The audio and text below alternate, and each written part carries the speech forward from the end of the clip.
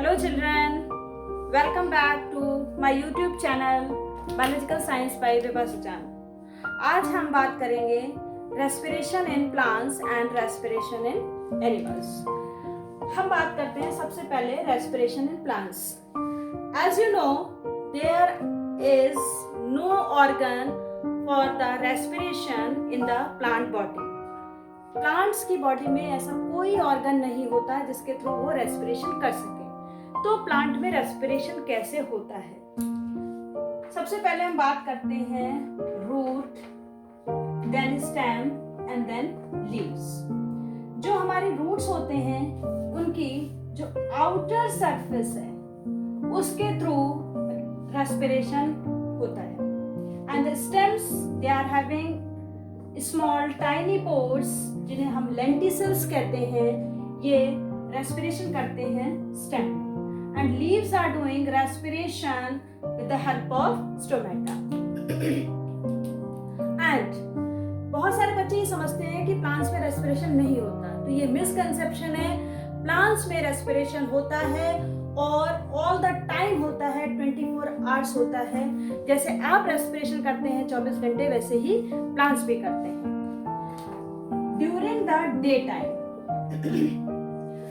The day time what happens कि जब respiration भी हो रहा है और फोटोसिंथेसिस भी हो रही है, तो क्या होता है कि जो फोटोसिंथेसिस है उसके लिए आपको पता है क्या चाहिए, हमें कार्बन डाइऑक्साइड इन करनी है, ऑक्सीजन आउट करता है ड्यूरिंग द फोटोसिंथेसिस। लेकिन रेस्पिरेशन में क्या होता है? रेस्पिरेशन में हम ऑक्सीजन लेते हैं और कार्बन डाइऑक्साइड को एक्सेल करते हैं। Same is there in the plants कि वो ऑक्सीजन लेंगे in and carbon dioxide out. During the day time जो फोटोसिंथेसिस के लिए कार्बन डाइऑक्साइड चाहिए वो इन्हें रेस्पिरेशन से मिल जाती है, और जो ऑक्सीजन इन्हें निकालनी है वो ये रेस्पिरेशन में यूज कर लेते हैं। और वो पॉइंट जहां पर ये अमाउंट इक्वल हो जाता है, मींस रेस्पिरेटरी जो ऑक्सीजन यूटिलाइज हो रही है that is equal to the photosynthetic oxygen which is liberated during the photosynthesis, and the carbon dioxide which is required for the photosynthesis becomes equal to the amount of carbon dioxide which is liberated during the respiration। उस point को हम कहते हैं compensation point. Means ये वो point होता है जहां पर प्लांट को ना ऑक्सीजन लेनी पड़ती है और ना कार्बन डाइऑक्साइड छोड़नी पड़ रही है। ये दोनों प्रोसेसेस एक दूसरे से जो इसका आउटपुट प्रोडक्ट है वो इसका इनपुट प्रोडक्ट है, दोनों एक्सचेंज कर लेते हैं। अब हम बात करते हैं कि जब ब्राइट सनलाइट होती है तब क्या होता है। देखिए, जब सनलाइट ब्राइट होती है एट दैट टाइम जो फोटोसिंथेसिस है उसका रेट बहुत ज्यादा होता है as compare to the respiration. ठीक है, तो जब फोटोसिंथेसिस का रेट ज्यादा होता है और रेस्पिरेशन का कम होता है, उस केस में जो प्लांट्स हैं वो कार्बन डाइऑक्साइड को ले रहे होते हैं और ऑक्सीजन को इवॉल्व कर रहे होते हैं irrespective of respiration. During the low light और डिम लाइट कंडीशंस, यहाँ पर क्या है, जो फोटोसिंथेसिस है उसका रेट जो है वो लेसर होता है as compare to the respiration. इस केस में जो पौधे हैं, जो प्लांट्स हैं, लो लाइट या हम कह सकते हैं नाइट में, रात में, तो फोटोसिंथेसिस की रेट कम हो जाती है, तब ये ऑक्सीजन को ले रहे होते हैं और कार्बन डाइऑक्साइड को इवॉल्व कर रहे होते हैं। Right, so this is all about the respiration in plants. अब हम बात करेंगे respiration in animal. Respiration in animals,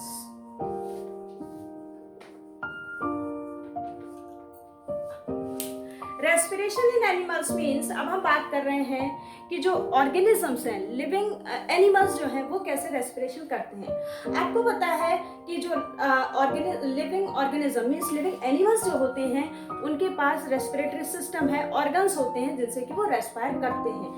तो अगर उनके पास ये ऑर्गन्स हैं तो उनमें कुछ ऐसा स्पेसिफिक फीचर होना चाहिए जिसकी वजह से ऑक्सीजन वो एब्जॉर्ब कर लेते हैं और कार्बन डाइऑक्साइड को इवॉल्व करते हैं। तो what should be the characteristics of respiratory surface. Respiratory surface की अगर हम कैरेक्टरिस्टिक्स की बात करते हैं तो सबसे पहला कैरेक्टरिस्टिक इसमें होना चाहिए, it should have large surface area. जितना ज्यादा सरफेस एरिया होगा उतनी ही ऑक्सीजन को ये ज्यादा एब्जॉर्ब कर पाएगा। Second thing, it should be moist and thin. अब जब ये मॉइस्ट और थिन होगा उस due to this feature of the moist and thin of the respiratory surface, it becomes means very easy to absorb the oxygen by the process of diffusion. And the third thing, this surface should be richly supplied with blood capillaries. अब blood capillaries इसमें ज्यादा होंगी तो क्या होगा कि जो blood है वो लार्ज अमाउंट में ऑक्सीजन को कैरी कर लेगा, right. And the next point, the next characteristics that should be here, they should be permeable to respiratory gases. अब जैसे जो सरफेस है उसको जो है रेस्पिरेटरी गैसेस जैसे कि ऑक्सीजन एंड कार्बन डाइऑक्साइड हैं, ये जो है इनको लेना है और इनको छोड़ना है, तो ये अगर परमिएबल नहीं होगी तो उसे एब्जॉर्ब नहीं कर पाएगी। And the last characteristics, it should have provision to carry oxygen to the respiratory surface and carbon dioxide away from the respiratory surface.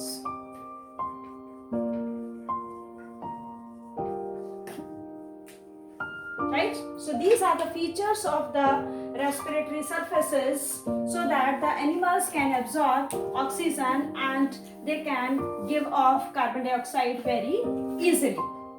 अब हम बात करेंगे कि ऑर्गेनिजम्स कैसे रेस्पिरेशन करते हैं। अगर हम लोअर एनिमल्स की बात कर रहे हैं like amoeba, paramecium, hydra, Euglena, तो ये जो ऑर्गेनिजम्स होते हैं ये बॉडी सरफेस से रेस्पिरेशन करते हैं। कैसे करते हैं? Body surface. और इनकी जो बॉडी की सरफेस होती है उससे ये ऑक्सीजन को एब्जॉर्ब करते हैं by the process of diffusion, right.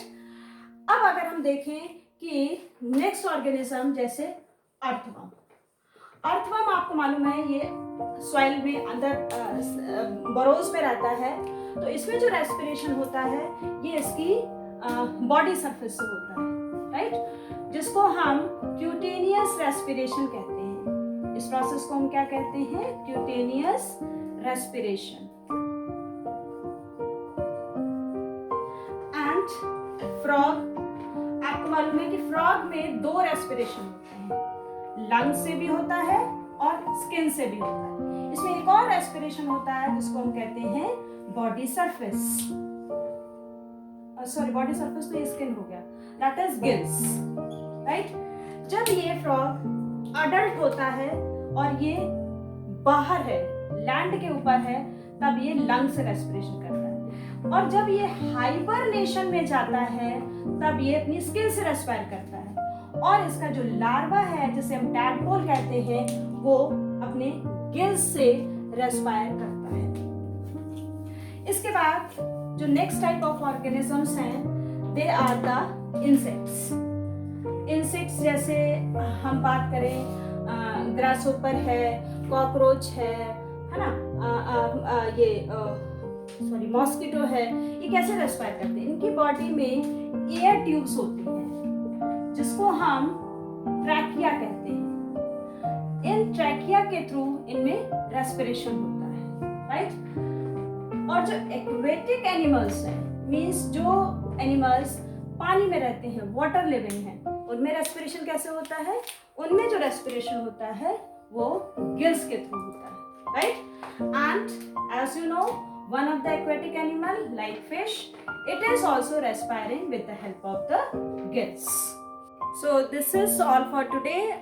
In the next video we will discuss about the human respiratory system. Thank you for watching my video.